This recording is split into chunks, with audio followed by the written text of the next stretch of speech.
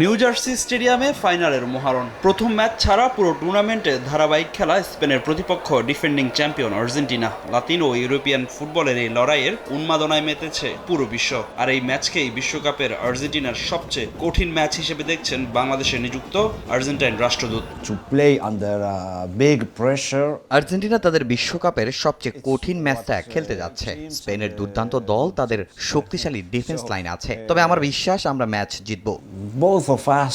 নির্ধারিত সময়ে নয়, বিশ্বকাপের ফাইনালের ফলাফল নির্ধারিত হবে অতিরিক্ত সময়ে, যেখানে খুব কম ব্যবধানে স্পেনকে হারিয়ে টানা দ্বিতীয় বিশ্বকাপের শিরোপা জিতবে লিওনেল মেসির আর্জেন্টিনা। Argentina and also দুই টিমই Brazil. পুরো টুর্নামেন্ট জুড়ে দারুণ খেলে এসেছে। দুদলই চাইবে নির্ধারিত সময়ের মাঝে খেলা শেষ করতে। তবে আমার মনে হয় এই ম্যাচের ফলাফল নির্ধারিত হবে অতিরিক্ত সময়, যেখানে খুব কম ব্যবধানে স্পেনকে হারিয়ে টানা দ্বিতীয়বারের মতো বিশ্ব চ্যাম্পিয়ন হবে Argentina. Should look at Argentina.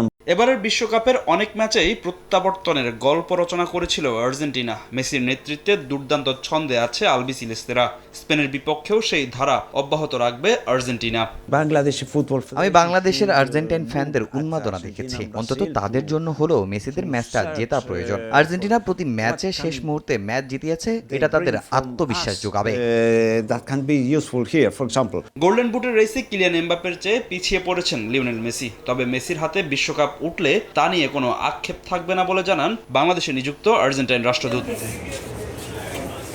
Fahim ইসলাম, সময় সংবাদ, ঢাকা।